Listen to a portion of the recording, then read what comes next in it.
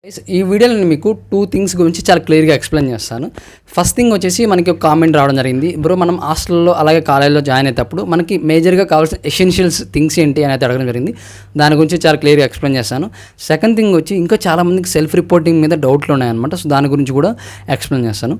So దానికన్నా ముందు ఒక చిన్న రిక్వెస్ట్ ఏంటంటే, almost nearly 2 lakhs plus members అయితే మన ఎంసెట్ కౌన్సిలింగ్ అయితే పార్టిసిపేట్ చేయబోతున్నారు.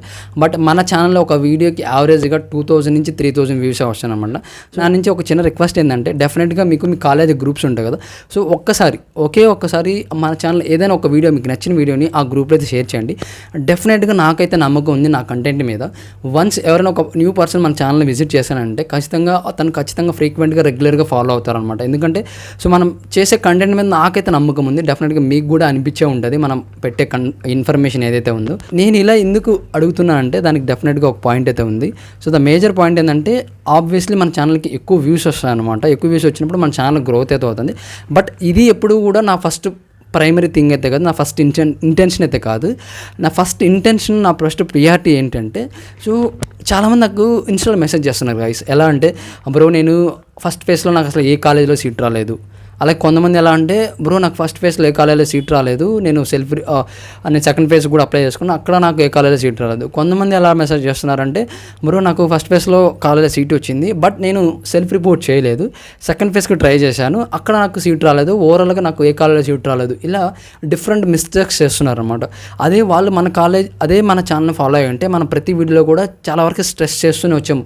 సెల్ఫ్ రిపోర్టింగ్ అనేది ఎంత ఇంపార్టెంట్, మన వెబ్ ఆప్షన్స్ అనేది ఎలా పెట్టుకోవాలి అనేది ప్రతి వీడియోలో మ్యాక్సిమం స్ట్రెస్ చేస్తూనే వచ్చాము. మన ఛానల్ ఫాలో అయ్యి ఉంటే వాళ్ళకి అటువంటి ప్రాబ్లము అటువంటి మిస్టేక్స్ చేయకుండా ఉండేవాళ్ళు అనమాట. సో నేను చాలా ట్రాన్స్పరెంట్గా ఉంటాను, అదైతే గుర్తుపెట్టుకోండి ఎప్పుడు కూడా. నేను ఈ ఛానల్ కన్నా నేను యూట్యూబ్లోకి రావడానికి మెయిన్ రీజన్ మనీ ఎర్న్ చేయాలనే కాన్సెప్ట్తోనే. సో దానికోసం నేను స్టార్టింగ్ ఒక ఛానల్ క్రియేట్ చేయడం జరిగింది. దీనికన్నా సబ్స్క్రైబర్స్ ఎక్కువ ఉన్నారు, దీనికన్నా మానిటైజేషన్ ఫస్ట్ దానికి అయింది.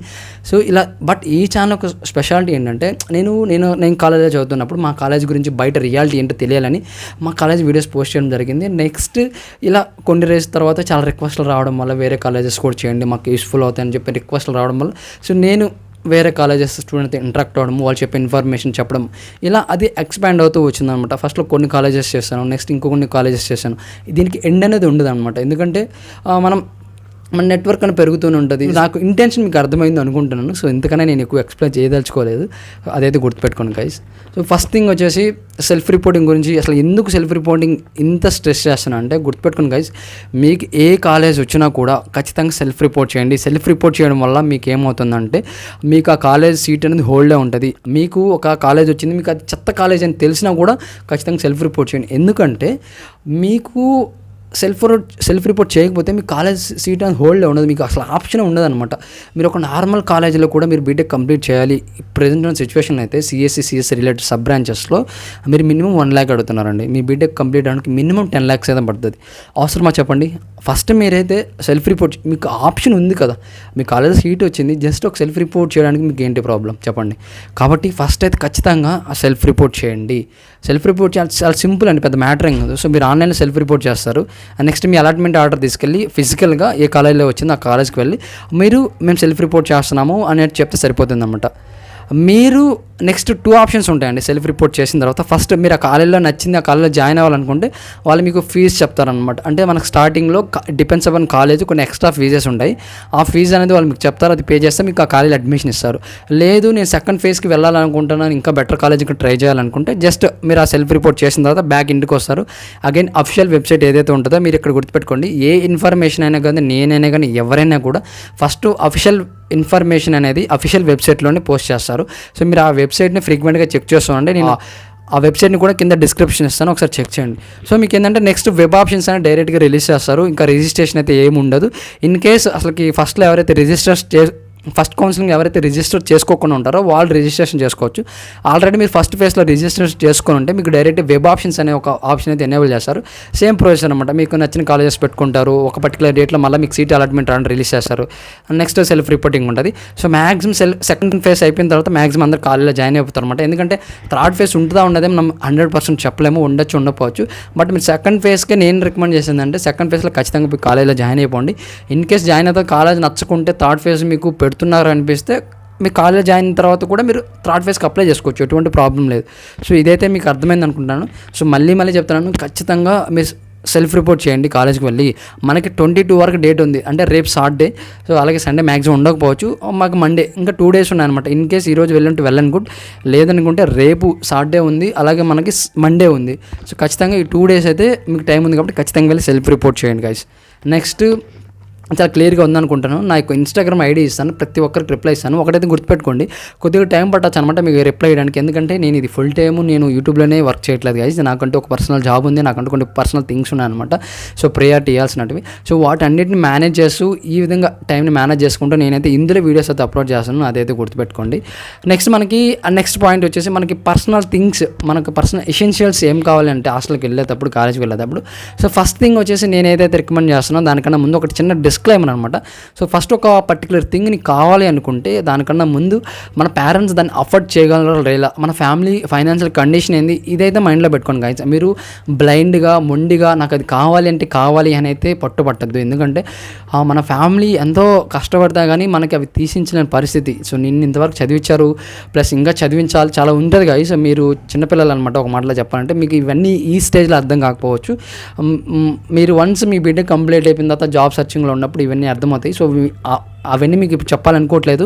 సో మీరు చిన్నపిల్లలు కాబట్టి నేను చెప్పేదలుచుకునేది ఏంటంటే ఇది ఒక్కటి మైండ్లో పెట్టుకోండి, మన ఫ్యామిలీ అంత అమౌంట్ పెట్టగలరా లేదా, సో అది మనకి అసలు వర్తా కాదా అని ఆలోచించుకొని మాత్రమే మీరు మీ పేరెంట్స్ని ఫోర్స్ఫుల్ చేయండి తప్ప సో ఊరికి చిన్న వాటికి అయితే ఫోర్స్ఫుల్ చేయొద్దు, ఓకేనా. సో ఫస్ట్ అదైతే డిస్క్లైమర్ అనమాట. సో ఫస్ట్ మనకి మేజర్గా కావాల్సింది ఏంటంటే ఒక మొబైల్ ఫోన్, ఒక ల్యాప్టాప్ అండి. సో మ్యాక్సిమం నాకు తెలిసి ప్రతి ఒక్కరి దగ్గర మొబైల్ ఫోన్ ఉంటుంది అనుకుంటున్నాను ఆల్రెడీ. ఇన్ కేస్ లేకపోయినా పర్లేదు. సో మీరు మొబైల్ ఫోన్ ల్యాప్టాప్ అంటే నేను ఫస్ట్ ప్రిఫరెన్స్ ల్యాప్టాప్కి ఇస్తాను అనమాట. ఎందుకంటే సో మన మ్యాక్సిమం మీరు వన్స్ బీటెక్లో జాయిన్ అయిన తర్వాత ఎక్కువ మనము ఆన్లైన్ రిసోర్సెస్ మీద డిపెండ్ అయి ఉంటారు కదా మీరు చదువుకునేది. మీరు మ్యాక్సిమం యూట్యూబ్లో వీడియోస్ చూడడం కానివ్వండి, లేదంటే ఆన్లైన్లో కొన్ని పీడిఎఫ్ ఫైల్స్ బుక్స్ చదువుకోవడం కానివ్వండి, అలాగే మీ క్లాస్ ఫ్యాకల్టీ ఎవరైతే ఉంటారో వాళ్ళు మీకు maximum online related notes share చేయడం కానీ ఇలా చేస్తూ ఉంటారు. కాబట్టి మీరు ల్యాప్టాప్ ఉన్నదంటే మీకు ల్యాప్టాప్ స్క్రీన్ అది పెద్దగా ఉంటుంది, మీరు చదువుకోవడానికి చాలా ఈజీగా ఉంటుంది అనమాట. అట్ ద సేమ్ టైం మీరు ఏదైనా ఒకటి నేర్చుకున్నప్పుడు లైక్ ఏమైనా కోడింగ్ లాంగ్వేజెస్ నేర్చుకుంటున్నారో వాటిని ప్రాక్టీస్ చేయాలన్నా మీకు ల్యాప్టాప్ ఉంటే చాలా ఈజీగా కన్వీనియంట్గా ఉంటుంది గైస్. అది ఆ రీజన్ వల్ల నేను ఫస్ట్ ప్రిఫరెన్స్ ల్యాప్టాప్ ఇవ్వాలనుకుంటున్నాను. ల్యాప్టాప్ ప్లస్ మొబైల్ రెండు అఫోర్డ్ చేయలేరు అన్నప్పుడు సో మీరు మొబైల్ అనేది ఒక తక్కువ కాస్ట్లో మీరు 5,000 6,000లో కూడా మనకు స్మార్ట్ ఫోన్ వస్తుంది గైస్. కాకపోతే స్పెసిఫికేషన్స్ తక్కువ ఉంటాయి. సో అది పెద్ద ప్రాబ్లం కాదు. మీకు మనీ అడ్జస్ట్ అయిన తర్వాత 1 or 2 years తర్వాత మీరు ఒక మంచి మొబైల్ తీసుకో, మాకు ఫైనాన్షియల్గా మేము స్టేబుల్గా ఉన్నాము, అఫోర్డ్ చేయగలరు అనుకున్నప్పుడు మీ బడ్జెట్ తగ్గట్టు ఒక మంచి మొబైల్ అలాగే ఒక మంచి ల్యాప్టాప్ తీసుకోండి. సో మంచి మొబైల్ అని ఎందుకు అంటున్నాను అంటే డెఫినెట్గా ఈ 4 years ఆఫ్ లైఫ్ ఏదైతే బీటెక్ లైఫ్ ఉందో మీకు కొత్త ఫ్రెండ్స్ యాడ్ అవుతారు, మీకు చాలా మెమరీస్ ఉంటాయన్నమాట. మీరు కొత్త ట్రిప్స్ చేస్తుంటారు, డిఫరెంట్ ప్లేసెస్ అయితే ఆటోమేటిక్గా మీరు వెళ్ళిన తర్వాత ఇవన్నీ జరుగుతాయి. సో కాబట్టి ఏంటంటే ఆ టైంలో డెఫినెట్గా మీరు పిక్చర్స్ అనేవి క్యాప్చర్ చేస్తారు కదా, అవి మీరు వన్స్ బీటెక్ అయిపోయిన తర్వాత వాటిని చూసుకుంటే ఆ హ్యాపీనెస్ డిఫరెంట్ ఉంటుంది అనమాట. సో మెమరీస్ అనేది ది బెస్ట్ అనమాట లైఫ్లో.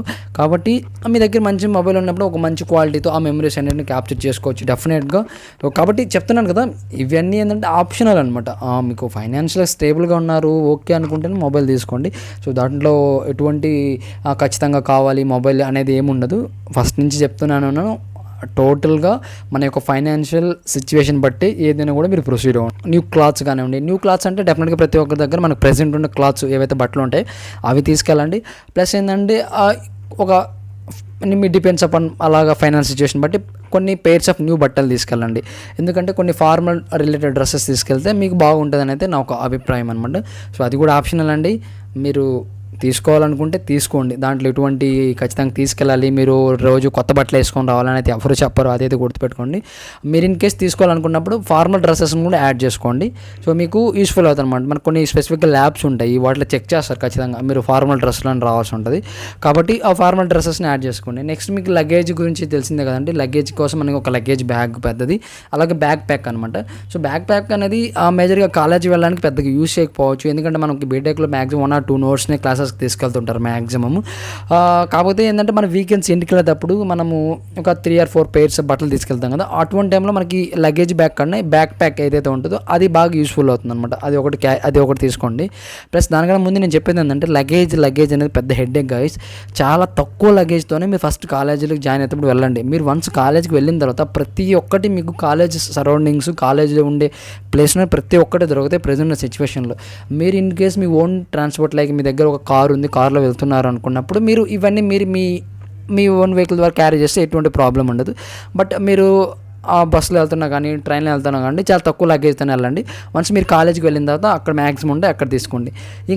ఇంకా ఫర్దర్గా మాట్లాడుకుంటే జస్ట్ ఖచ్చితంగా మనకి ఏంటంటే ఫార్మల్ షూస్ అనేవి అవసరం అవుతాయి. అలా మీరు కాలేజీలో వెళ్ళిన తర్వాత మీకు ఫస్ట్ ఇయర్లో మ్యాథ్స్ రిలేటెడ్ సబ్జెక్ట్ ఉంటుందండి. సో దానికి క్యాల్సి అంటారనమాట, not a calculator. So calculator ఏదైతే వర్క్ చేస్తుందో అటువంటి వర్కే చేస్తుంది. బట్ ఇంకా చాలా డిఫరెంట్ ఫంక్షన్స్ ఉంటాయి అనమాట. దాని వర్కింగ్ థియరీ అనేది చాలా డిఫరెంట్గా ఉంటుంది. దాన్ని క్యాల్సి అంటారనమాట.